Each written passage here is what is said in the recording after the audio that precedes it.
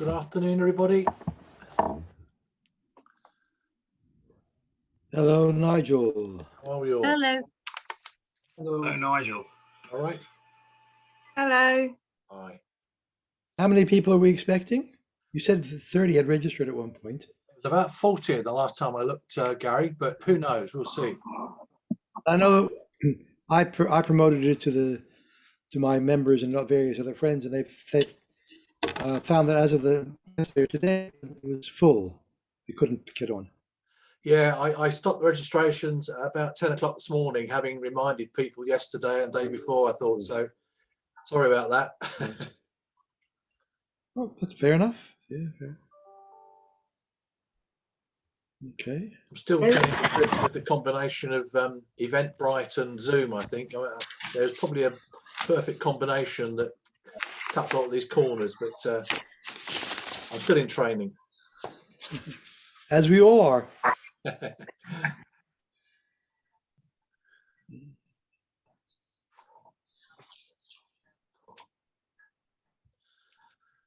We are recording, by the way, if you didn't just pick up on that. So be careful what you say. So will you send us so for example, I tried my talk. The Disc Community Farm had a Zoom a few days ago, and I tried my talk on them. They liked it and they made very useful suggestions. They said it might be useful as a way of introducing the farm to new members. Would there be a possibility of getting a link to linking to the recording? Absolutely, yeah. What I've been doing is putting a copy of the recording on YouTube, and I'll send you a link when it's up there so that you can access it. Anybody can access it then. Great. Excellent. Okay. Yep. Of course, they might end up joining one of the other. Well, there you go. Or several, who knows? Or several, yes. Yeah.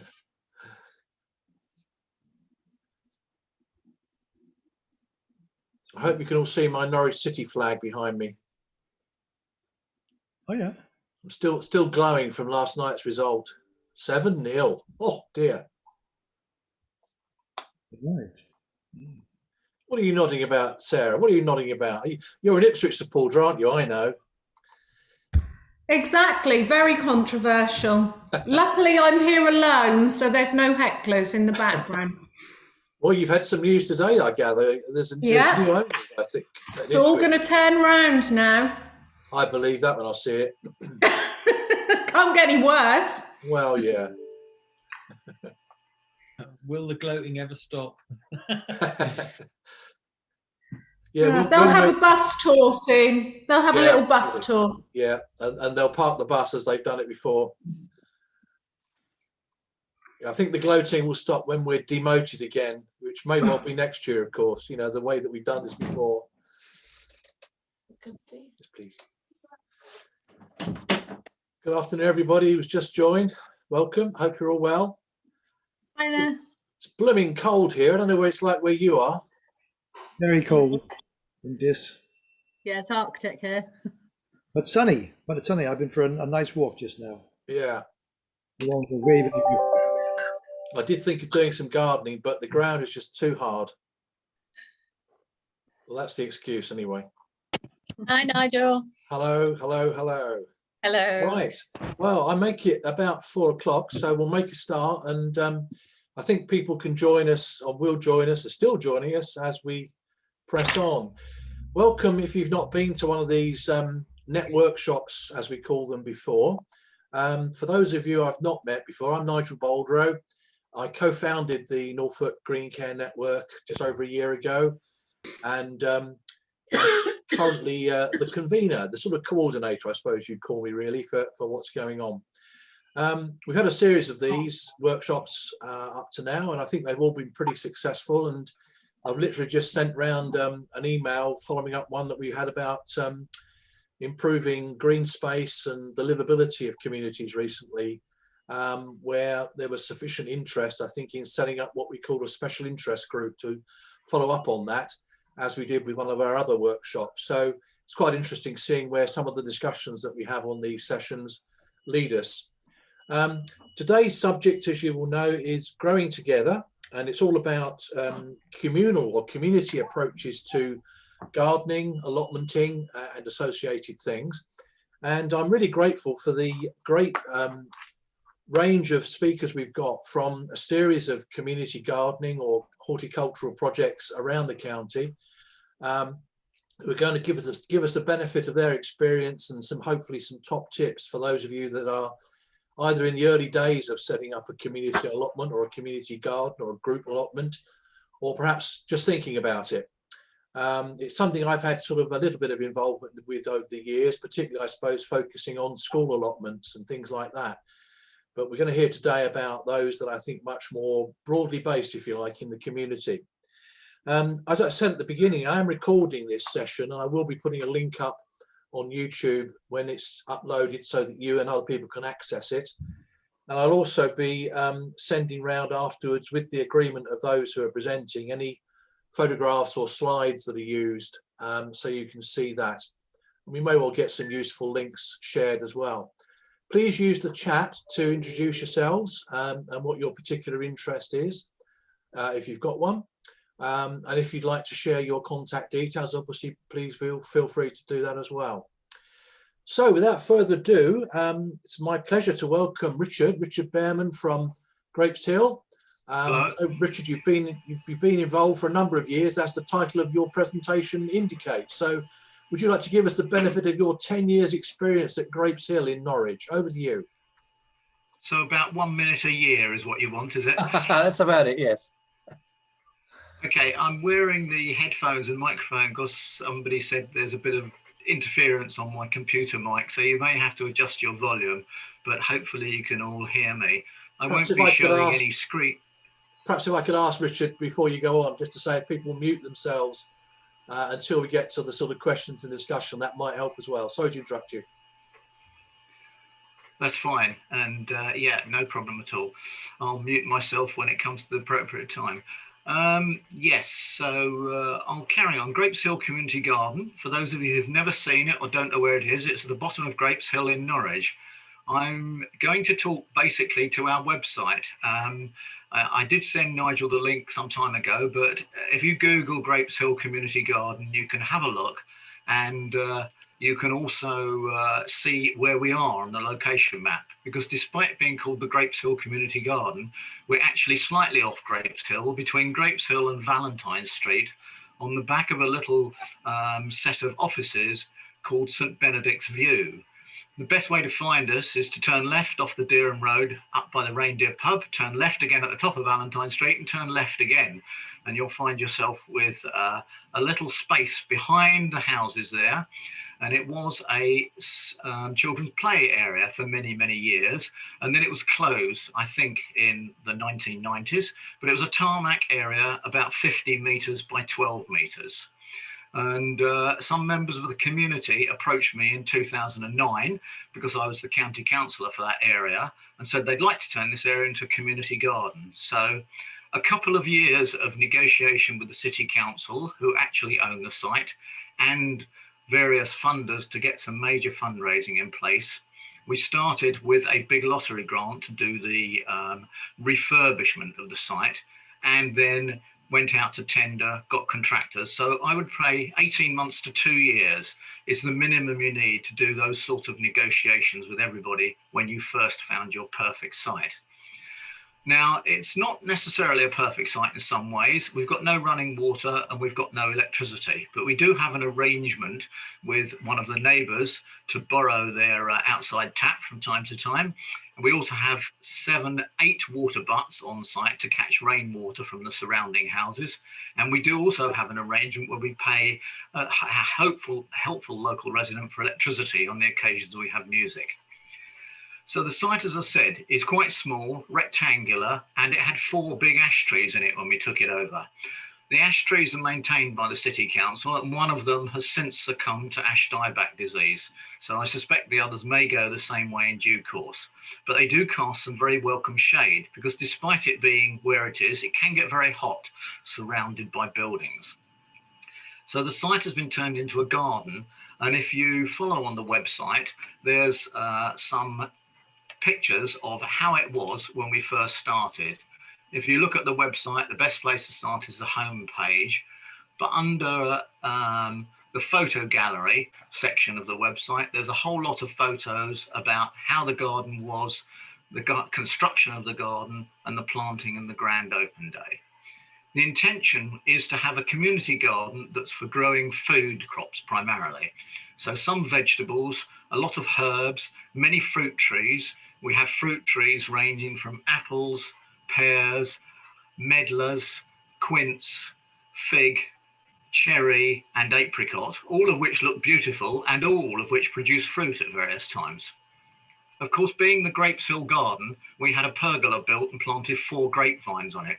And we do get grapes. We've never yet produced a bottle of Chateau Grapes Hill garden wine, but I suppose one day with global warming that might be possible.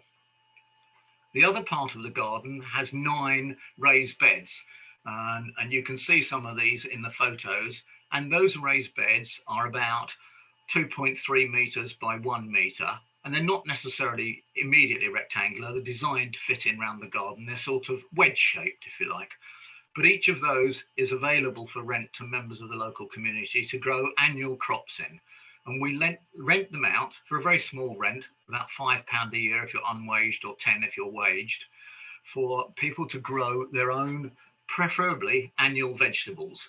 We also are happy for them to do salads, but we try and discourage them from planting long-term things like fruit in there. For strawberries, raspberries, I forgot the soft fruit as well. In the rest of the garden, we have climbers going up most of the trellis around the garden, a lot of which are edible climbers. And one that's done particularly well for us in the fruit is a Japanese wineberry, which you may or may not have come across, but does extremely well under the shade of one of the big ash trees. Obviously likes the conditions a lot there. All of these beds are available on an annual basis, and we do allow people to reapply for the second year, but we have a criteria by which we mean we give priority to people who live A, very locally to the garden within walking distance, B, have any sort of disability which might prevent them from getting elsewhere to do gardening, do not have transport to get to one of the many allotments in Norwich, and also want to help the community garden as well. Now, it's not required that the bed holders help the rest of the garden. We do ask them to do a bit of weeding and maintenance around their own raised bed. In addition to that, we have a group of volunteers, roughly about 30 on the WhatsApp groups and the pages at any one time. They come and go, but we have fortnightly sessions to maintain the rest of the garden. The garden is also turned over to a wildflower meadow, which has been variably successful, I can talk about. We have a grassed area at the far end, which has been proven absolutely useful for when we have events. And we have various borders with ornamentals, daffodils, and of course herbs and other edible plants as well mixed in with them. So I suppose you'd call it a big cottage garden feel. We also have quite a bit of paved area in the centre of the garden, and that's one of the things that's been really useful. For the past 9 years, we've had regular events in the garden. We have a wildlife day, we have a music day, we have an art in the garden day, we often have a nature in the garden day, and we have about 3 or 4 of these big events every year. Of course, 2020 has been very different because we haven't had it, well, we've had one of those events, and we had a socially distanced event in September with a one-way system through the garden. It worked tolerably well, but we normally get to those events somewhere between 200 and 300 people from the local community turn up, and we have put them on year after year. So we haven't been able to do that in 2020. And how is the garden managed? Well, it's a registered charity, and there are a board of trustees, 7 of us at the moment, and there are also 3 part-time paid staff. One of the things we did about 2 years ago was put in a very extensive bid to the Reaching Communities Lottery Fund for hiring part-time staff to work for the Grapes Hill Community Garden. In the event, we have 3. We have an outreach coordinator, Rosie, who works with the local community, particularly trying to get families involved, young people, ethnic minorities, and the refugee community involved in what we do. We have Jo, who's our part-time gardener. She's an expert on herbal teas and herbs and all sorts of growing of those kind of plants, and does a couple of workshops for us as well. But she's paid to do some hours in the garden, just maintenance, but also getting other people involved. To that end, we will have these voluntary sessions on a Sunday and also on a Wednesday. All information on the website about when they're going to happen. Please get in touch if you want to come along and help. And finally, we have our project manager and events coordinator, Ellen Mary. Ellen Mary also runs No Fear Gardening in Norwich, and she works part-time for us, but she's been great at getting business sponsorship, other people involved in the garden, and organising everything from the events license down to who supplies the knives and forks, and which team comes and puts the gazebo up and erects the tables, and who bakes the cakes for all of those important events. Events are great when you turn up as a visitor, but there's an awful lot of work in putting on an event that's successful for the people involved in organising it. I'm hoping that from our 10th anniversary, which will be next year, well, actually it's this year, but we're probably going to have the celebration next year, we will then be back to having events in the community garden. I think it's a really good outreach. It puts us on the map. We get some publicity. People come along and find where we are. And I'm there sometimes, and I still see people 10, 11 years later said, oh, I never knew you were here. I just tucked around the corner and found you. One of the best ways to look into the garden is get a number 21 or 22, I think. Anyway, a double-decker bus down Grapes Hill, and you can see over the wall into the garden and the sign that tells us about. Of course, if you get off at the bus stop on Durham Road, you can actually go around the corner and have a wander about. The garden is open every day, and we have volunteers in the community who unlock our gates in the morning and lock them at dusk. It's open from 9 a.m. and it either closes at 4 p.m. in the winter, 6 p.m. now in the spring and autumn, and at 8 p.m. in the summer, sometimes a bit later. We're there for you to have a look, and there's communal fruit there as well. So if you're there and something's in fruit and it's worth wanting to taste it, you're welcome to taste the raspberries or strawberries. Try and leave some for others and leave some for the wildlife as well. But we do encourage people to interact with our garden as much as possible. Finally, I ought to mention the fact we have public art there. Can't go into the details, but do have a look on the website. You can see what you are, or come down and pay us a visit. I think that'll stop there, and then we'll take some questions later, I gather, in this talk. Thank you very much. Brilliant, Richard. Thank you very much indeed. Fascinating. I'm definitely going to pay you a visit. It's one of those places that you keep passing by as you draw up to those traffic lights, and you think, I must go in there one day, but I've never had so far. So I'll definitely be over. Thank you very much indeed. We'll move straight on. And as Richard says, we'll have a group question time after the next two speakers. Well, I should say three speakers, because we've got Claire and Karen from Swaffham who are going to tell us about the escape garden. Over to you, Claire.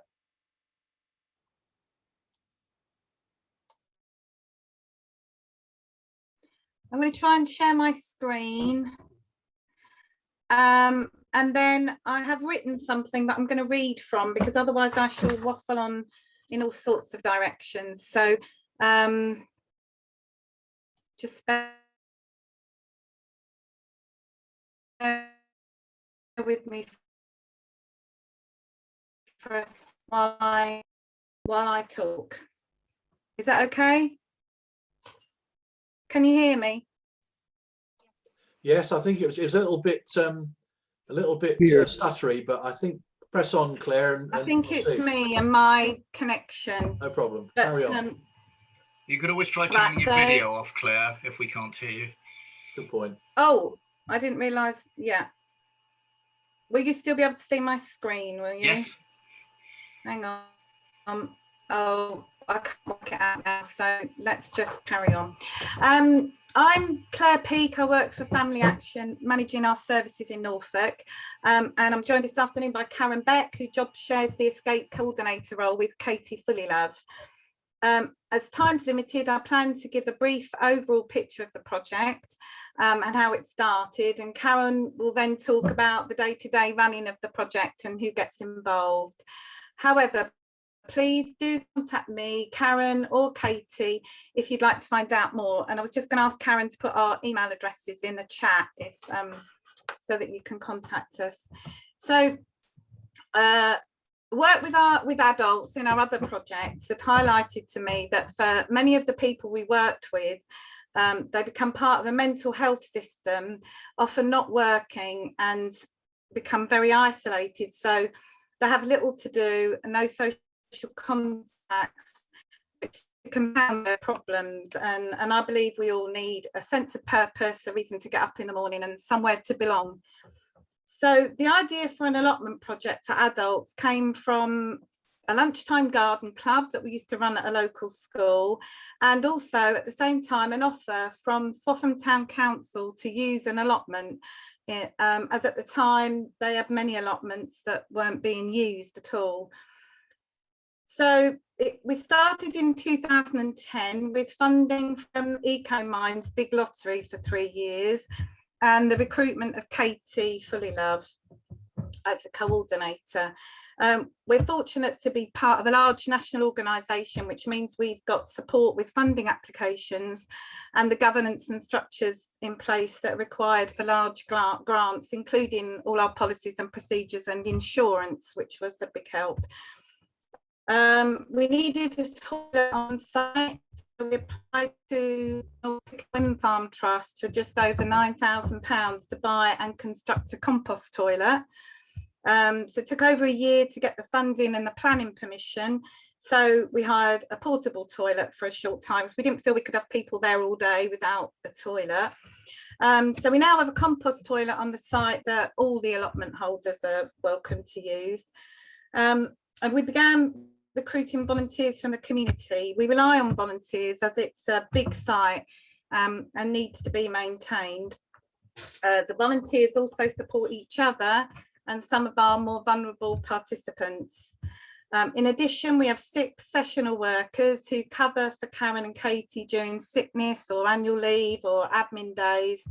And all of them joined us initially as volunteers and some as service users.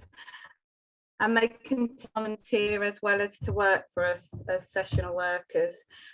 In 2014, the Town Council asked us to take on an adjoining 2 allotments and an orchard, as the previous community project wasn't able to continue. So we now had the equivalent of 4 allotments and the addition of 3 large industrial sized polytunnels and an orchard to maintain. We made a successful application to the Heritage Lottery for 3 years and recruited another coordinator, Karen, to job share with Katie. During this time, we felt we wanted to offer some new opportunities to our participants, the service users and volunteers, to develop themselves. So we had an idea to offer accredited training, but we needed to set up as a training centre and propose this idea to our organisation, who provided us with some funding to get started. There were lots of layers to that, but one of them was that Karen and Katie needed to study for a post-16 teaching certificate. Got a blank screen now, but and registering with an accreditation body. It was a risk, but has proved to be significant in the development of the project. Not only can we provide an opportunity for our participants to undertake some accredited training and learning, many of them have never had a qualification and haven't studied since they were at school, but a partnership with the College of West Anglia now provides half the funding for the project. We teach the City and Guilds Level 1 and 2 award and certificate in horticulture skills, and over 50 students have achieved awards and or certificates since we started teaching. We'd worked in partnership with Garden Organic in various ways for some time, and Master Gardeners were also involved in the Escape project. So 3 years ago, we were successful in a joint application to the Big Lottery Reaching Communities Fund for funding to develop the Growing Communities project, and Suzanne Walker and David Hawkyard from Garden Organic are here this afternoon too. The partnership meant that with the Garden Organic recruitment and training of Master Gardeners, we were able to provide new opportunities for our participants, recruit new participants, and provide outreach opportunities for people of all ages in the wider community to experience the benefits of being outside and learning to grow vegetables and flowers. This funding's now come to an end, and we're looking for funding to continue. We feel it's been a successful partnership in many ways, so would like to continue working together. But even if we're not able to source future funding to continue the partnership formally, we will continue to work together. It's a challenging time, but we're optimistic, and we will be continuing in some form with the funding from the teaching. A recent highlight was our involvement in the Chelsea Flower Show in 2019, as you saw from some of the photos.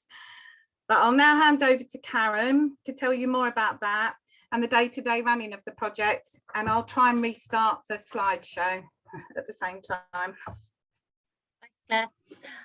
So just to give you an outline of the sort of areas that we've developed on site, you can see from the first couple of pictures on the slideshow there that we inherited essentially scrubland, and we've developed that over the years into a really beautiful community space. So that was what we took on, literally nothing there. So everything that is on the site now, we've either built ourselves or planted ourselves. We work on a shoestring budget, so if we can beg and borrow and accept donations of anything from horse manure to wood chip and old polytunnel frames, greenhouses, sheds, then we have done, and we've put them to good use. So the type of areas we've got living willow structures, which provides us with a training opportunity for participants as well. We've got a large heritage orchard, so it's all Norfolk varieties. It's mainly apple and pear, but there's some plum and quince as well, and we have a cider orchard as part of that. We've got sensory gardens, a medicinal garden, herbal gardens, fruit cages. We've got an outdoor woodwork shop for green woodworking. We've also got an outdoor kitchen, which has proved to be more and more important as we've gone on. We discovered that quite a lot of our participants are unable to afford enough food. So we decided that it was a good opportunity for us to teach people how to cook and share food socially together, but also to be able to learn those skills to take home and cook more affordably. So we built a cob oven and we built an outdoor kitchen, and that's used most days now. We've also got a forest garden, so everything in it is either medicinal, herbal or edible. 3 large commercial polytunnels, which are an enormous benefit, especially in the winter. When we first started the first year, we didn't have indoor spaces, so working in the winter was a bit of a challenge. Whereas now we have 3 massive tunnels that we can pop people into and warm them up and thaw them out a bit. We do a range of things apart from gardening. So most of the site is laid down to allotment space, and we grow edibles of all kinds. I can't think of anything we don't grow. But we also have a focus on heritage and traditional skills. So we manage both our sites at Kings Lynn and Swaffham traditionally. So we don't use any power tools. We're very environmentally aware. We're trying to encourage biodiversity, so we don't want to be using petrol mowers or strimmers or anything like that. So we manage the orchard in a traditional way with scythes, which we also offer training for. So the whole sward management has been, well, we're still developing, but it's improved the appearance of the community orchard.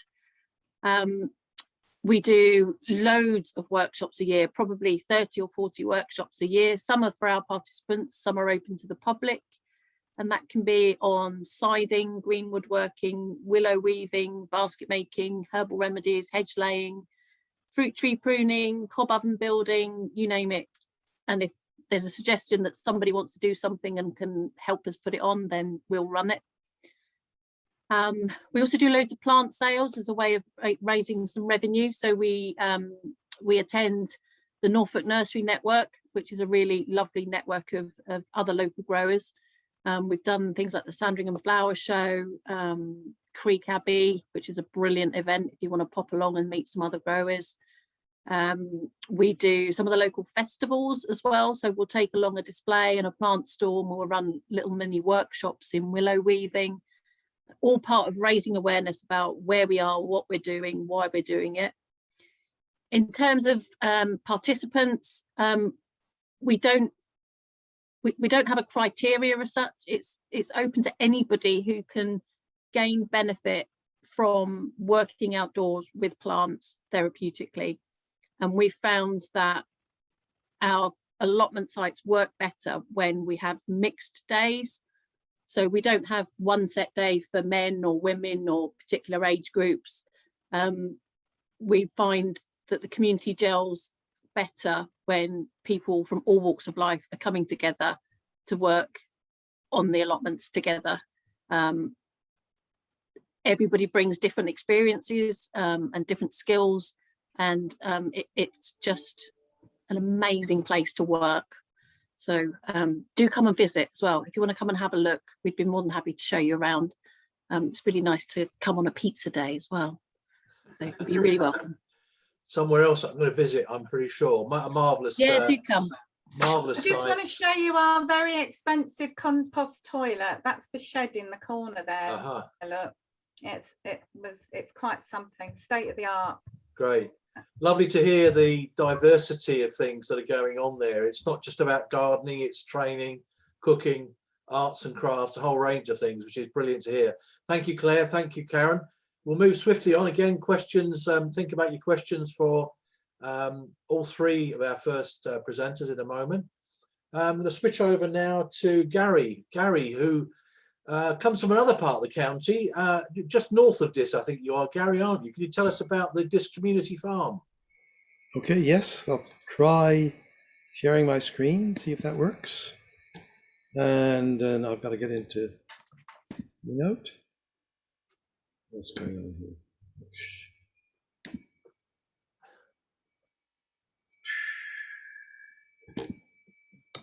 And okay, that's my first slide. So if I just play, bingo.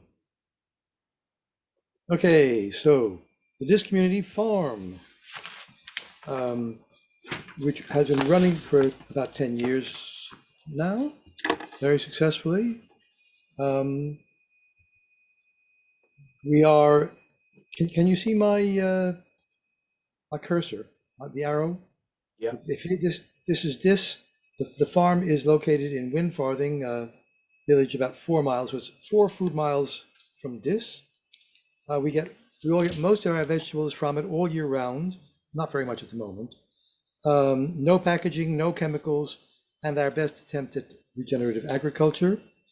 The land was offered to us by a pig farmer named David Mitchell, who's part of the group. He lives next door, has been extremely helpful. He gets a share of the produce, the same share as everyone else, but no payment. This is the land in Shelfanger, just behind a pub, the Fighting Cocks. There's the land. The pig farmer, David Mitchell, lives sort of almost next door, and his farm is next door. We'll have a larger view. He provides masses of stuff. He's an enormous help. These are straw bales, which provide straw and windbreak. We've got 3 large polytunnels. We've got a tool shed, a little caravan, 12 compost bins. These are our growing strips, and our pride and joy are our no-dig beds. What else do I need to show? We have great infrastructure that really makes a huge difference. You can see the straw bales, you can see the polytunnels in the distance, the caravan and the tool shed. He's provided us with a borehole, so we can water freely all year round, which is huge help. That's perhaps the best thing about it. We use a lot of fleece to protect our crops from the rabbits and the deer and various other pests. And we use a lot of Mypex to suppress weeds, which gets reused and reused. All of this gets reused and reused over the years. And we are fortunate in the winter when we're working quite late, we are blessed with wonderful sunsets. And what else? This is inside one of the polytunnels when we were drying out our onion harvest. We have a semi-resident dog who belongs to one of our members. And these are our pride and joy, the no-dig beds, which work really well. You don't step on them, you never step on them, you add a layer of compost every year. And so weeding is extremely easy and they're very productive. But they do require a lot of compost. And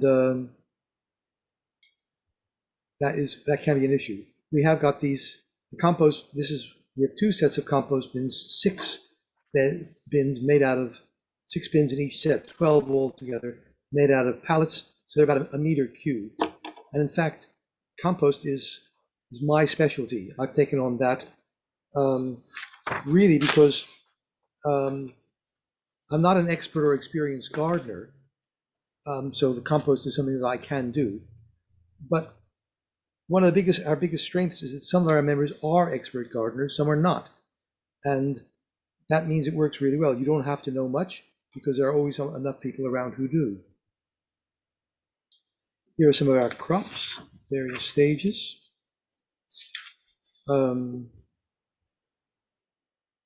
Great harvests most of the year round.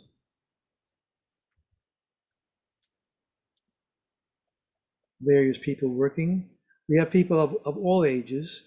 There's a tendency to be more older than younger, and quite a few couples. Some younger people, there's more of a changeover of the younger people.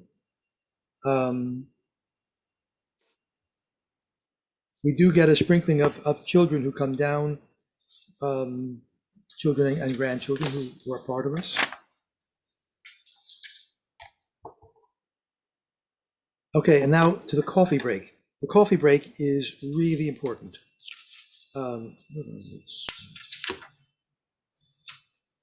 Sorry, I'm slightly out of order in my notes. All right. We used to meet, we all used to come before COVID, once a week, mostly on Thursdays from 10 until 1. And whoever worked and was there that day got a share of everything that was harvested. We actually had a system where some people took on, they were sort of crop parents, where people were responsible for one or more of the crops and did the planting and looking after them. But in practice, everybody helps with whatever is needed. But the coffee break was the key to our organizational success. We have no legal form. We're an unincorporated organization.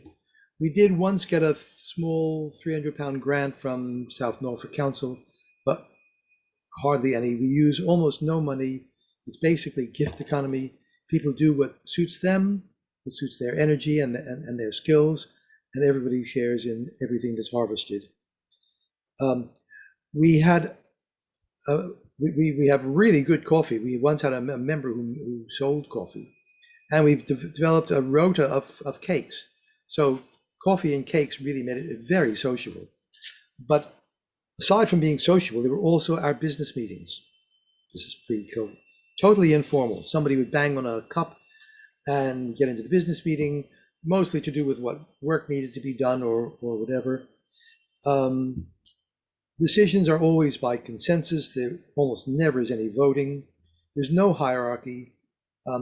People who are a bit more organized do a bit more of the organizing.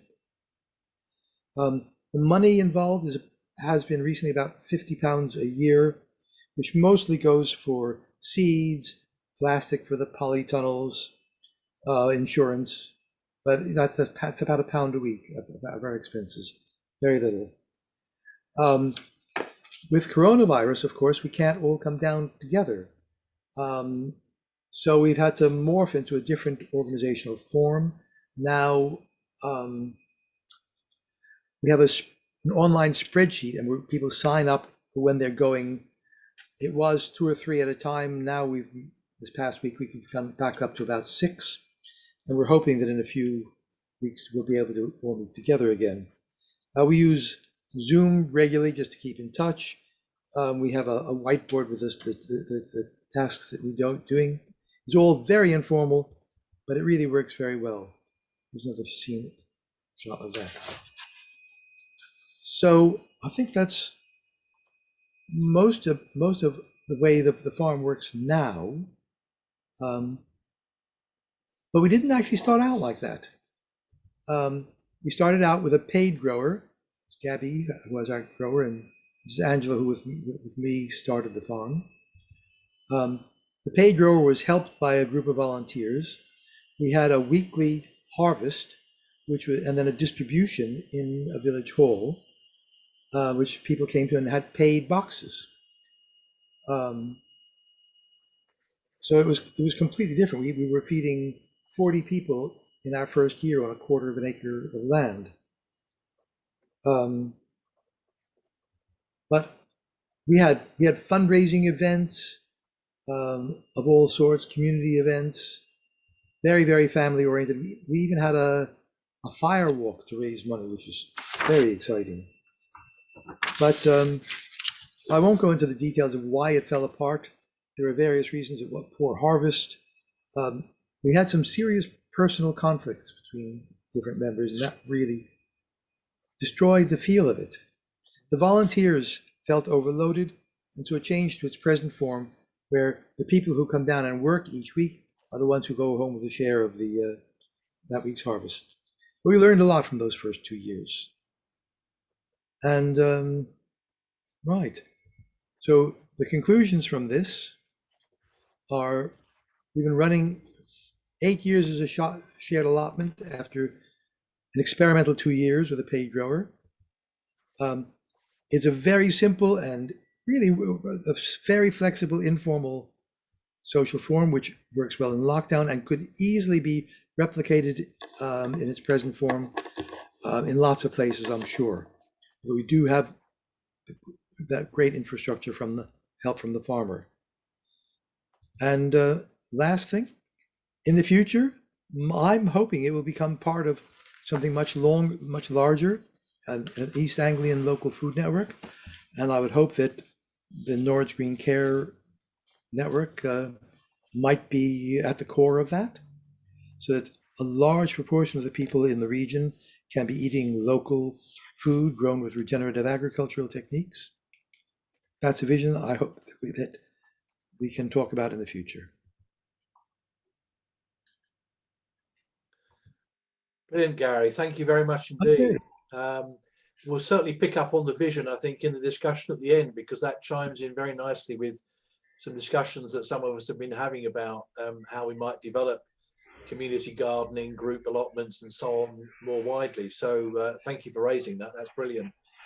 Opportunity for some questions, folks. I think I could probably just about see everyone on screen. So if you want to ask a question, either raise your hand on screen, or if you're able to, send me a message by sort of graphically raising your hand, if you know what I mean. Perhaps I'll just kick off by asking each of the presenters, if I was starting out on this journey that you've all had, what would be your top tips? What are the must-dos, do you think? Richard, what do you think? Looking at the other sites, that they have a very different setting from where we are. I think setting is everything. An aspect of your garden is quite important. By that I mean where the sun shines, where the shade is, whether you've got access to water, etc., which is clearly an important point if you're growing food crops. I am an experienced personal gardener, not professional, but home gardener, and of course have been a trustee for Garden Organic. So I've seen various models. The Grapes Hill Community Garden, I think, is quite site specific in what it does, and it's turning more into a community meeting space as much as a garden. So one thing we found very successful at the beginning, we had a visioning exercise we invited anybody who lived in the local community to come down and put on a piece of paper what they would like to see in this space. We had some radical ideas that we didn't take up, like the fountain and the waterfall, but we did get some good ideas about what would work and what wouldn't work. So certainly involve local people as much as you can from day one. Yeah, and as you say, site is very important. The aspect you can't do much about surrounding buildings or the direction of the sun. You can do something about the quality of the soil, as we've been hearing. That's something you can. No, you don't think you can? We had tarmac on our site, and the city council, in their wisdom, gave us for free 120 tons of topsoil, which was out of the former memorial gardens. What they omitted to tell us that it came with a vast supply of greater bindweed. Also, we had to pay to truck it over there, which cost us quite a bit. But I think the first community project we had was hand pulling bindweed out of 120 tons of topsoil. If that doesn't bring people together, I don't know what does. Yeah, beware of gifts. How about you, Claire and Karen? Any top tips for starting out? I suppose, I don't know, because ours is a little bit different in that we wanted to provide an activity for a lot of the people that we were working with. That was our initial idea, people with quite a high level of need, and they needed some support as well as the activity. So I would say, I mean, Karen adds something as well, but I would say it depends what you're aiming for as well, what you're aiming to do. I think the 3 projects that we talked about are all very different, aren't they? I think for us, you know, it's being clear on what your offer is. So for us, it is about providing not social work as such, but social support alongside therapeutic horticulture, alongside teaching new skills, new knowledge, and so that our participants have a sense of ownership over that. But you can't do all of that without really enthusiastic, committed volunteers. And it's about making those volunteers feel valued. So you almost need an offer back to your volunteers, which is why we do so much training and workshop opportunities, so that we're providing things for them specifically as well. Although we don't have separate volunteer training or volunteer workshops, it's all done on a communal basis, but making sure that your volunteers feel like they're contributing and learning at the same time. There's the buy-in, isn't there, as you're saying, really? Definitely, and never take them for granted, because they do so much. Thank you both. How about you, Gary? Any further thoughts on if you were starting out? Well, I think major emphasis, really attention to building the community, building a sense of people being, identifying it with it, enjoying it, being part of it. I mean, we did that very well, except for one point in the middle of the second year when the perfect storm of things happened, which messed up our whole first approach, and we had to basically start all over. Whereas I'm not much of a gardener, an experienced gardener, I do have experience of that, and that's been one of the main things that I've been working on. Great, thank you. I see 2 hands raised. Sarah first, and then Katie. I was just curious, sort of listening to the escape garden concept is, and I think Gary mentioned it, was a lot of the people who come to his space are older. How do you attract that mixture? How do you place it? So we accept self referrals, so people can refer themselves to the project. But we link up with other community organisations and statutory services. So we have a lot of referrals in from mental health teams, from wellbeing service, from Age Concern, you know, any other local charity. We have a big link up with an organisation called Volunteering Matters, who find placements for adults with special needs. So and in all honesty, we don't do an awful lot in terms of going out and recruiting participants, because we don't find we need to anymore. We probably get 2 or 3 new referrals a week, which is fantastic. It means, you know, we're getting a lot. Some stay for 6 months and come once a week, but we've got people that have been with us for the whole 11 years. We very rarely lose contact with people, so they tend to stay around for a long time. But the mix is really important. It's really valuable, you know, getting people from all walks of life coming through the doors.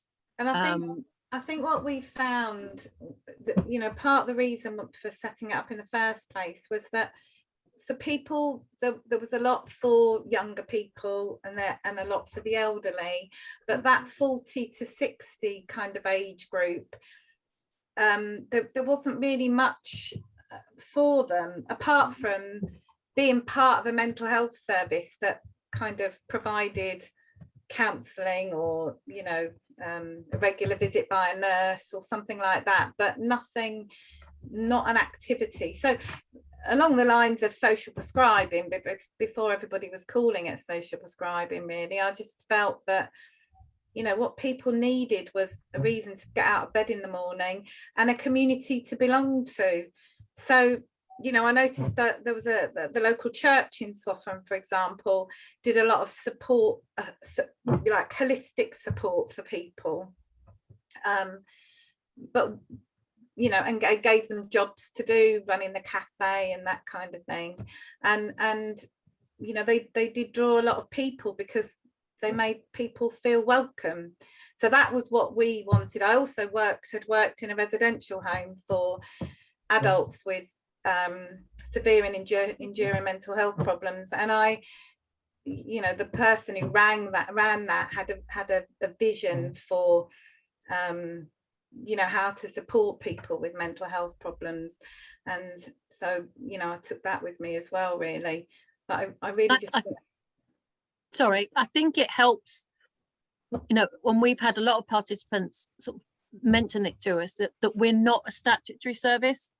So we are not monitoring them in the same way that they may be monitored elsewhere. So we do have a lot of, you know, I'd say a significant proportion of our guys are on some form of benefit. So it's either job seekers allowance or incapacity or whatever it is called now. And there was a lot of concern that, you know, were we reporting their attendance, and obviously we're not. But also, especially the mental health referees, is that we're not making any judgments about what they're able to do, or, you know, in the same way that their mental health team or their care coordinator might be. So we literally are there to encourage them to, it's a different level of support that we're giving. It's not attached to any provision as such. But equally, a lot of the people that come, that they're just volunteers from the community, they don't know, there's no sign on people saying, you know, I'm a mental health patient, or I'm a retired, you know, surveyor or whatever. You know, we've got retired professionals who come along just because they want to do something as well. It's a real mix of people, but I would say that the age group, and I don't know if that's where we kind of started, Sarah, was it? The age group is roughly, most people 40 to 65, 70 even, aren't they, Karen? Most people are in that age group. We have some younger, some older. Yeah, most people, but we've got the full range. I mean, I think our youngest is about 22 and our oldest is late 70s. But yeah, that middle age group, probably. I guess just thinking about the sort of things that you're all doing, if you're putting on events and sessions of different kinds, that might be a way of, if you like, diversifying the groups involved, in the interest. You might be able to get families to come along, for example, if you put something on that's specifically aimed at families with children. Yeah, definitely. Although we don't run sessions that mix adults and children because of our safeguarding policies. We can't do that. Families, we can do events, but not. Yeah, we can do community events where families can come along, but we wouldn't have children and adults on the site at the same time. Yeah, fine. No. Thanks for that. I'm moving on, if that's okay. Katie, and then Gary had his hand up. Katie? Hi, I was interested sort of how you feel your structure helps you kind of be successful. So, you know, a couple of the projects have got paid member of staff, or a few paid members of staff. This, obviously, you've spoken a bit already, Gary, about your experience of that. And I just wondered if maybe you could just talk around how you feel that's kind of important to your project in making it work, and the kind of feel of it. Well, For us, I think, sorry, go on. for us, now nobody gets paid at anything. As I say, there's almost no money involved. There's no hierarchy. Everyone is the same. People do what they want, and the informality is one of its strengths. We do occasionally feel that we are overloaded, and we try to recruit. Recruitment seems to be very informal. We put the word out, and it's mostly word of mouth and friends of friends. We haven't been terribly successful at getting members, although we have occasionally participated in events where we were part where we had a stall or whatever. We did get some members. Our coffee maker had a stall next to us in some community event. But also we're different from the other two in that really we're growers. The whole purpose of ours is to grow most of the vegetables for our members. And we have occasionally had people with social or emotional challenges, and we find that we're really cautious about that. We've had one or two really great successes, very informally, but we worry about having people come along who are going to need support from us instead of just being there as one more pair of hands to work. And I wonder if I could ask the other two, do you find that you need people who are there as carers, or are you cautious about accepting people who need a carer? No, not at all.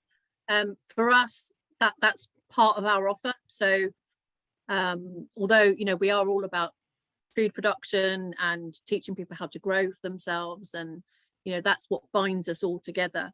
Part of our offer is that we are there supporting individuals with additional needs, whether that's mental health or physical health or illness. Although, Karen, if they need a carer, they would have to bring their own carer. Yeah. So we most of our guys don't need a carer, but the groups that come from Volunteering Matters, so where they're on a placement with us, they come with a support worker, and they recruit their own, and they come along, and that they often travel with the support workers as well. Some need one-to-one, and that's fine. Some come in a group, one support worker to 4 or 5, depends on their need. That's up to the other organisation to assess the level of need and how many support workers they need. But a lot of people who come find relationships difficult, so that does need a little bit of they need some support in that, because they fall out with people, get upset by things that people say. So those building relationships and improving people's confidence and sort of social skills is a long journey, really. And it comes from being involved and learning to trust people, feeling important, feeling part of the group, that you have something to offer. So that needs the worker, and the policies and procedures that go around, conflict management, safeguarding, insurance, all those things. So for us, that structure is important. Can I thanks for that. Richard, did you want to add anything? Yes, just the question was about why did we have part-time paid staff? It was quite clear after the first couple of years that even a site our size is too much for 2 or 3 volunteers to manage, who are also either working or got their own garden, or the reason they've joined is because they want to learn something about gardening. So it was the needs of maintaining the space that sought us to seek part-time workers, just to give that core of dedicated people who come there Regarding social support, yes, we have a mix of ages people. Some people come as families. There's been a local Sure Start Centre when they brought some toddlers down during the day for a particular period to get them outside. We have toys in the garden for kids to play with, but we don't have specific sessions where anybody is excluded. Regarding the safeguarding aspect, anybody who brings children, it's made clear to them that they do it at their own responsibility, and the same goes for individuals. We've not sought to take referrals from any statutory or other agencies. One or two groups have brought a group from Norwich unemployed workers to do certain tasks in the garden, but generally our sessions are open to anybody. I'm very interested to hear about Gary's experience with a purely voluntary, trustworthy structure. It sounds really idyllic. I'm very pleased that they managed to get over the hurdle of the paid box scheme, because that's a challenging environment to be in. We're not in that scope either. I think without our core part-time paid workers, our project would struggle to have sufficient help to keep it looking as a public open space. We do make a point of being open for people just to visit every day, and that in itself has brought a few challenges. I can tell you what some of the people said about this site being where we are, right on the fringe of the no drinking zone in city centre and the antisocial behaviour in the local area. Fortunately, we've had very little of that, but we've done a lot of outreach with the housing estate that surrounds us, and we do try and recruit people from that immediate area. We don't exclude anybody, but if they come from West Earlham or North City or somewhere else, we try and connect them up with a local project through the Outdoor Projects Network for Norwich. And that is a really good system that links all the growing communities. That's well worthwhile getting involved within Norwich. And of course, there's also, if people had a plot with us and learned a bit about gardening, we try and move them on to the Mile Pit Project Sustainable Living Initiative, or to a community allotment, or to an allotment site themselves somewhere else in Norwich. So we do have a relatively transient volunteer group. People come because they're in temporary accommodation or they're living in a flat somewhere and they haven't got a garden, but they do tend to move on when their circumstances change. Thank you, Richard. I'm conscious of the time, so I think I'm going to move us on as well, if that's all right. We've got two further presentations to come this afternoon. We're going back to Grapes Hill in one sense, because our next speaker, Heather Stabler, I think is the secretary for Grapes Hill. But Heather, you're with us and you've got some experiences from London, which I think we're going to be very interested to hear about. Over to you, Heather. Thank you. My partner's on a call at the moment, so we'll turn my camera off, but I am going to be using slides anyway, so it doesn't really matter.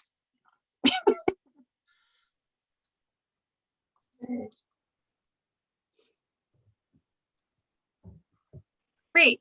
So can you all see that okay? Lovely. Brilliant. Yeah, so my name is Heather, and I have actually only been living in Norwich for a couple of years, but before that I worked in London for 10 years as a community gardener. Since moving here, I've not actually been working as a gardener on the sort of community scene, so I'm not maybe as familiar with what's going on here as many other people as part of this call are. And I'm also sort of not sure what kind of projects you're all from, sort of what your role is with the different community gardens, what stage your projects are at. So I'm going to talk through the work that I did and share with you my thoughts and ideas, and hopefully there's something in there that's useful. I had 3 different roles during my time in London. Each had a slightly different focus and different way of working with the community doing gardening projects. So I'll quickly explain what each one was so that you know what I did work on in case it matches any of the projects that you're working on. So first of all, I worked for a project called EC1 New Deal for Communities. The New Deal programme was a central government programme working with the most deprived wards in England, and EC1 is a postcode in the south of Islington.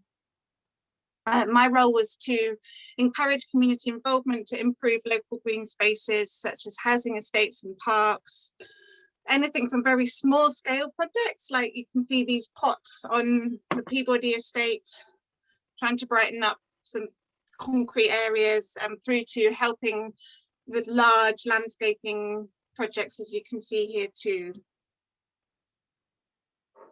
I then worked on a project with the council called Edible Islington, back in the days when they had £1 million to put towards community food growing projects. And my role was to get groups to apply for the funding and to set up community food growing projects, again, on social housing estates and in parks. Finally, I worked for a community centre, St Luke's Community Centre, which you can see here. And one of the first things that I did for them was transform the car park that you can see in the bottom left into a food growing space. It was very much a pilot project at first because we really weren't sure what the sort of interest or support was going to be from the local communities. So it was very much done on a shoestring, sort of quite cheaply, a little bit sort of cobbled together. But as you can imagine, we had an overwhelming interest. Everybody wanted a growing space there. Islington, I think, has one of the lowest sort of per capita availability of allotments sort of anywhere in the country, as you can imagine. Because it had been so successful, we also put in a bid to the Lottery Reaching Communities Fund, which a few of you have mentioned, and we were able to completely reconfigure the space. Obviously, it was still a car park, so we had to sort of accommodate that, but we were able to get a professional designer in to come in and design it all properly. We were able to buy a greenhouse, a shed, set up a proper water harvesting system, all sorts of things, which was great. So here are some things which I would suggest are worth sort of thinking about. The first of all is whether you want a community garden to be a shared communal garden where you're all growing things together, or a space where individuals can have plots. We did both at St Luke's. The first one was individual plots, and then we moved on and did it all as a shared garden with a large number of different volunteering opportunities, and everyone that came along to volunteering session got to take home the produce. And there's advantages and disadvantages with both those approaches. I think it's also worth thinking about access, whether you want the space to be open to the public to access at any time, or to be a much more private space just for members or key holders only, because that does obviously have implications on what might happen in the space. What sort of features you might want. So a water supply, a compost heap, communal sort of sociable seating, wildlife features such as a pond, they're all worth considering in the startup and design phase of a project rather than sort of trying to be added in later on. And also what sort of shared resources to offer people. So one of the things I noticed when we had the individual plots at St Luke's was that everybody had planted a rosemary and they only had tiny plots 4 by 4 foot. So I sort of suggested we actually then allocated one of the beds to be a shared herb bed. And we were able to move a lot of the herbs into that, so that we had then some big rosemary and sage bushes that people could just help what they needed from that, rather than kind of wasting their valuable space. We also had a shared tool system, so a tool shed that everyone could access. And we also organised communal or sort of shared ordering of seeds, because often you get, if you're only growing in a small space, way too many seeds in a packet than you need. So we did sort of group orders for people. In terms of managing people, I think it's worth thinking about whether you want any sort of particular site rules. I know that can sound a bit formal, but again, I think it's important to be clear from the outset around whether you want the site to be used for people to come and have barbecues, private parties, to bring their dogs, and also what sort of policy over beds that maybe people aren't using. So how long you want to leave it before you start chasing people up if they're not really using their space. I got examples of codes of conduct from an organisation called the Allotments Regeneration Initiative, which I don't think exists anymore. It seems to now be part of an organisation called Social Farms and Gardens, which, if you haven't come across that already, is a fantastic organisation, and they have loads of resources on their website.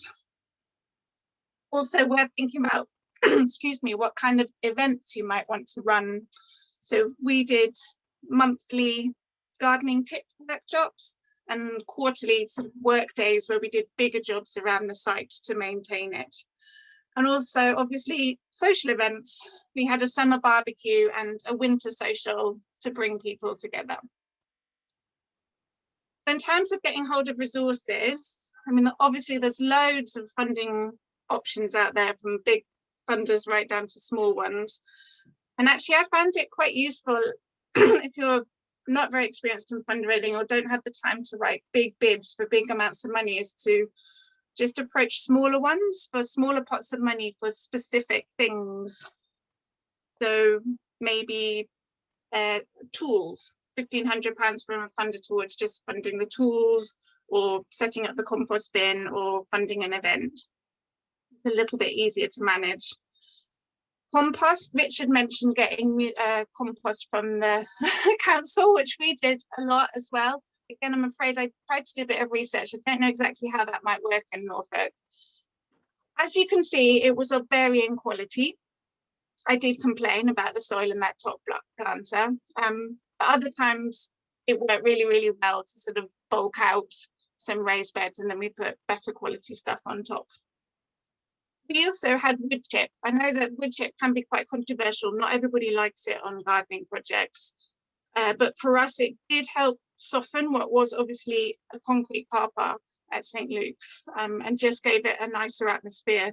And we got all of that for free from the council's tree surgeons. They just came with a tipped load of all their wood chip and put it in a big car for us, and then we were able to spread it around. The same with tools and supplies. Other gardening projects can be a great source of this, as there's things that they don't need anymore. Websites such as FreeCycle and Freegal were really good for getting hold of things, maybe old tools people don't need anymore. Appeal to the local community for half-used packs of seeds, or again, anything that people don't want. We got loads of stuff this way. It's also worth writing to seed companies. I got seed packets donated by writing to lots of companies and just asking them to give things, and even a whole load of secondhand wellies as well. So always worth a try. And in terms of volunteer power, again, this might depend whether you want a big group to come in and do a particular task, or be responsible for more sort of ongoing things. There's a Good Gym, which we had in London, and I know they also work in Norwich, and we have used them at Grapes Hill quite a lot. They're great. They're a sort of running and volunteering club. I mean, we got them to do all sorts of random things for us in London. They pretty much filled all of our planters over the course of several weeks.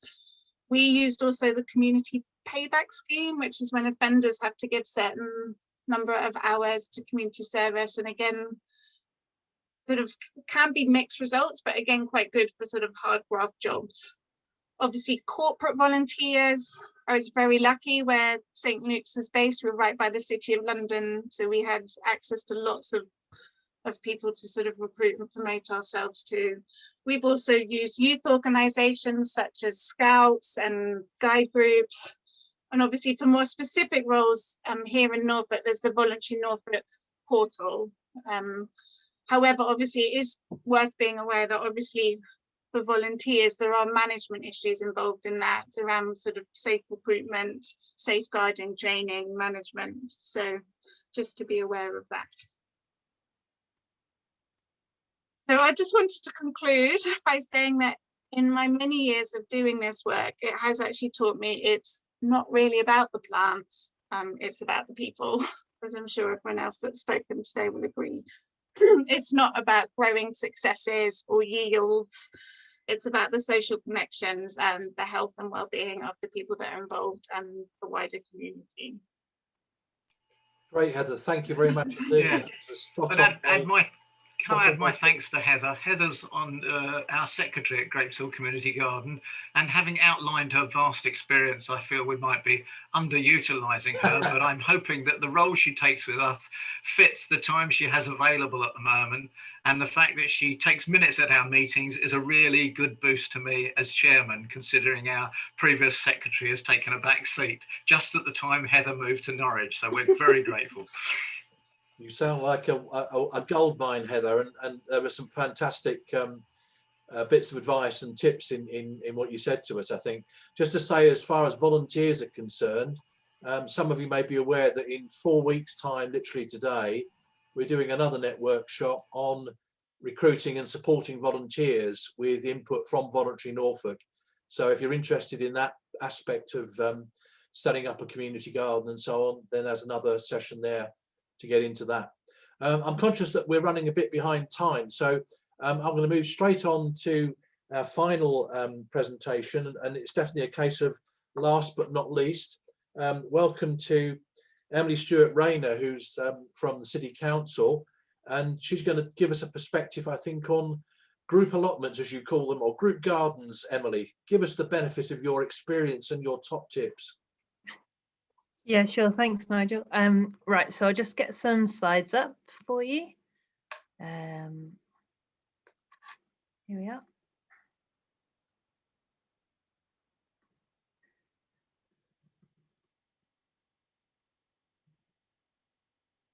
There we go.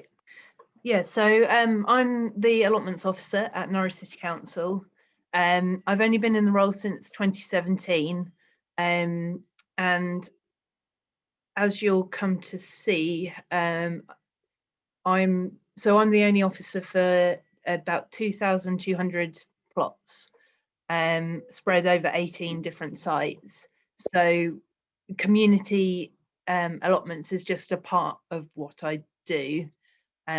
It's something that I'm really passionate about and something that I'm personally very driven about.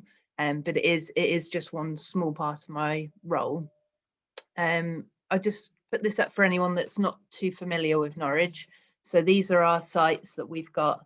They all range in size. Some, like Sycamore Crescent, only have about 20 plots, whereas Bluebell North has about 550, something like that. I hesitate because one of the things that we've done to try and promote more people getting involved with allotments is to split our plots, which I think is quite a common practice now for local authorities. So it gives more people an opportunity to take on a more manageable size of allotment when they're first starting out, and this is to try and help retain some of those new people that have maybe never had an allotment before. In terms of the groups that we've got across our allotments, we've got such a range of different community groups, ranging from those like some of the groups that we've heard of today, that are involved with helping people with their mental and physical health, and some of those examples we've got are so we've got Stepping Stones and the Assist Trust both have plots on our allotments, and those groups work with vulnerable adults. We've also got the Matthew Project, who work as a group working with drug and alcohol rehabilitation. So again, it provides a safe space for people to come down and learn some new skills, as well as having that mental health space to just be and learn some new skills in a safe way in nature, basically. Another group that we've got is Strong Roots, who actually have a therapeutic garden on Bluebell North.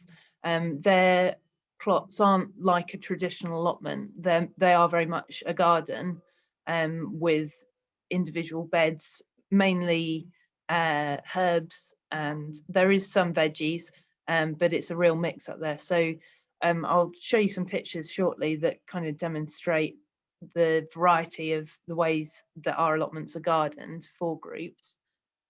But we also have educational groups such as Grassroots, who are a collective of home education families, and they've got a big plot now up on Hill Farm.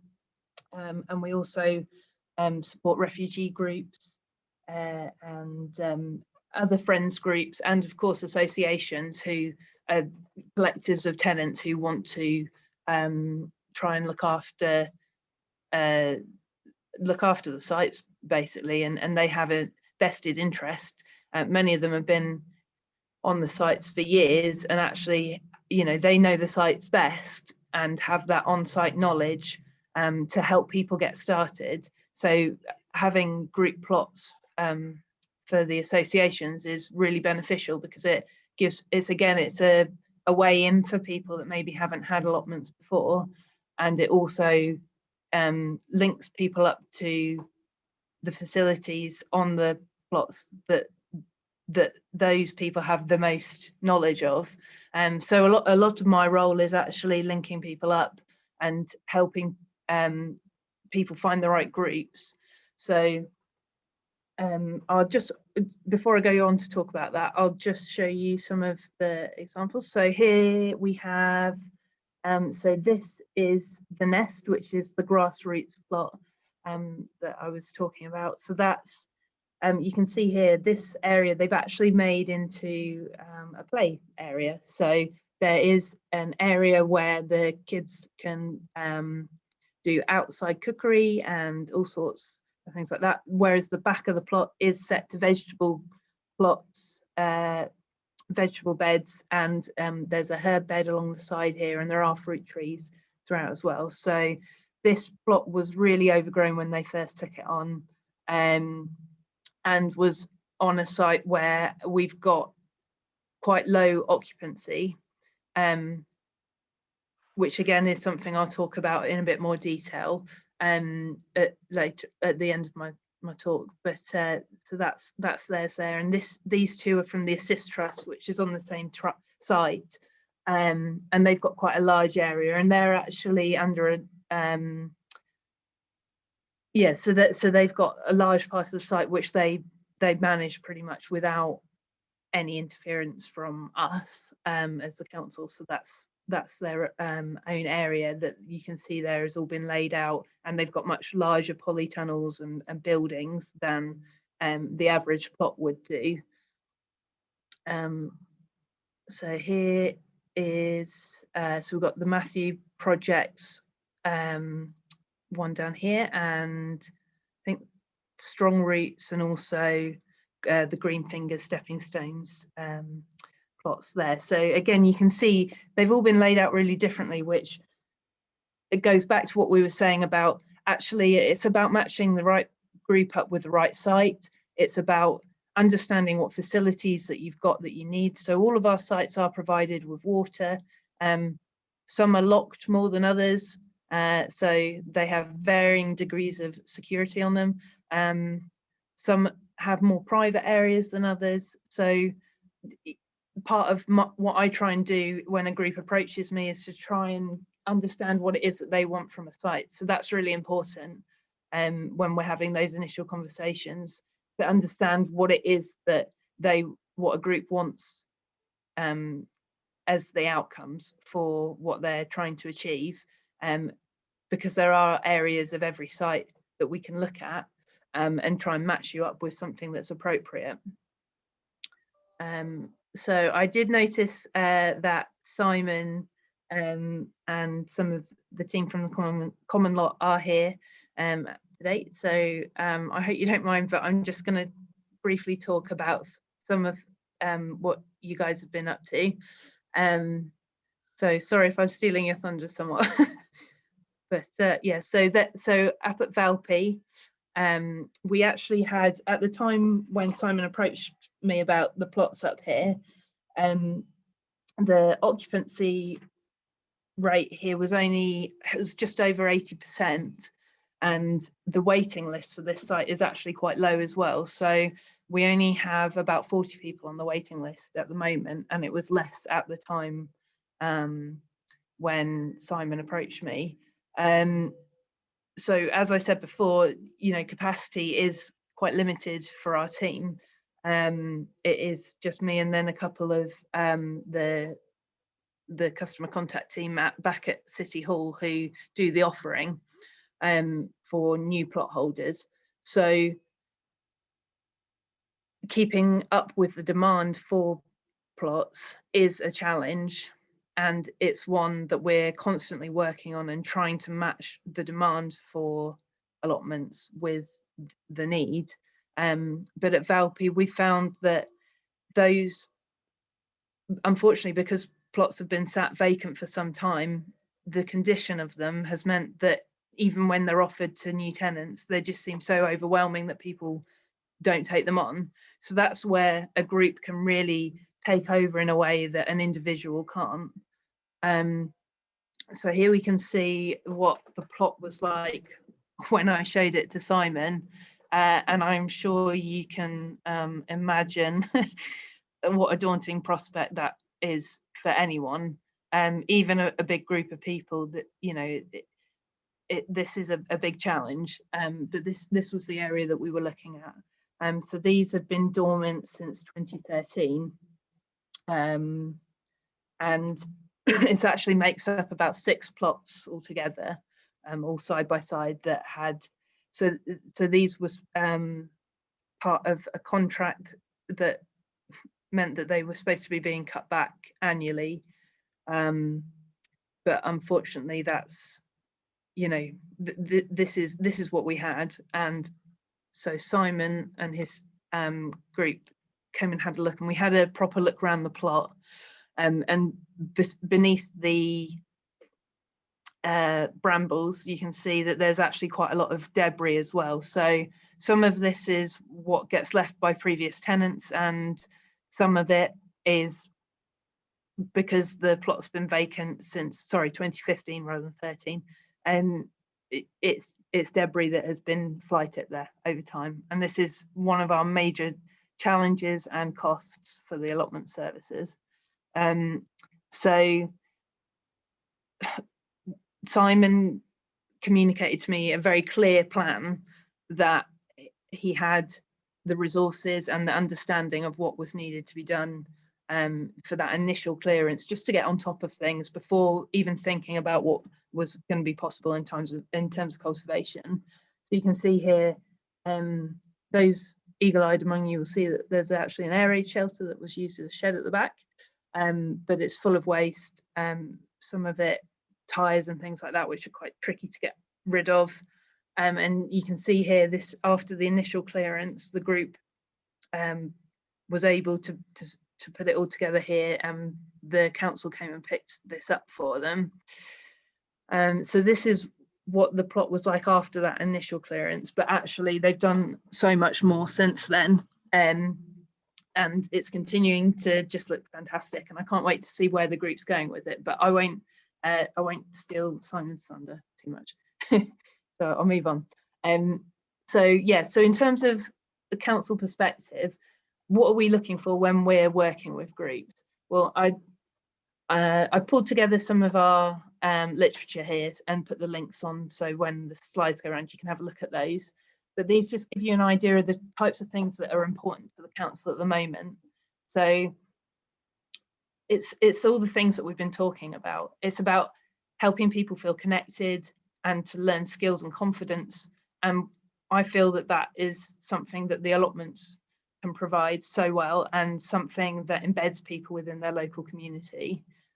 There's obviously a massive implication as well for what allotments could do for helping boost the environmental, the biodiversity of Norwich as well. And that is something that we need to tap into more, and which I think local groups can help with. So that's something that I would always encourage local groups to consider when coming forward with an application to take on a group plot. So as well as the support there that I've talked about in terms of practical things like helping remove waste from the allotments when setting out.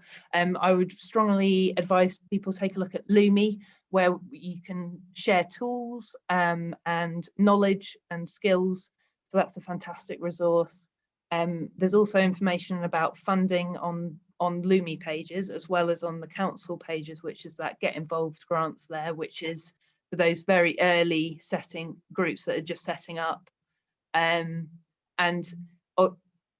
also work alongside the community enablement team, who work to help groups set up those initial policies and documents that we've also talked about as being quite important in the development of these groups and projects. So that's it from me, but yeah, hopefully that gives us something to go on. Brilliant, Emily. Thank you very much indeed. That's really helpful. I'm conscious we're up against time, folks. We did say a 5:30 finish, but what I'd suggest is if there are any immediate questions for either Heather or Emily, we'll take those now quickly. And then what I'll do is I'll split people into groups. Obviously, if you're able to stay and want to stay, then that's fine. I'll put a sort of limit on it, say 5:45. But obviously, if you have to leave or you want to leave, then that's absolutely fine as well. Hope that sounds okay. Richard, you had a hand up. Yeah, just quickly, Emily, great to see you in post, and plug the Outdoor Projects Network run by Emma Penfold in the community team. Been really helpful to us as a community group, putting us in touch with others. Can you work more closely with them, and how can we help you to do that? So if you put your email in the chat, we'll get in touch. Yeah, lovely stuff. Thanks, Richard. I am part of the network. I've only managed to get along to one meeting before the lockdown got me though. So yeah, looking forward to getting more involved with that, definitely. Great. Anyone else, any questions? No. Okay. Well, as I say, if those of you who are happy and want to stay and meet perhaps 2 or 3 others and explore things a bit further, I'll facilitate that now. Just to confirm in terms of follow-up, I will be loading the recording onto YouTube probably overnight if I can get the internet to work. I'll send out the slides, so those of you that have presented, if you could send me your slides, please, that would be helpful. I'll also copy the chat in the email that I follow up with, and if everyone's happy, I'll do that on a shared email so that you can see each other's email addresses. Give me a thumbs down or say no if you disagree with that, and obviously we'll preserve your privacy if you prefer. I think the key thing for me in terms of the discussion is obviously you can introduce yourselves and get to know each other and perhaps explore some of the questions and ideas that have been shared this afternoon.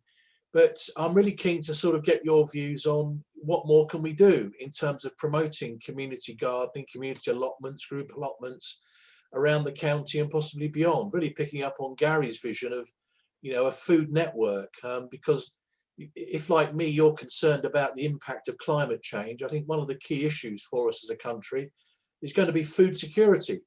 How do we ensure supplies of good quality food? And obviously, if we can encourage people to grow their own, whether that's at home or in group schemes or community schemes, then that's one way of trying to, if you like, minimize the impact of that.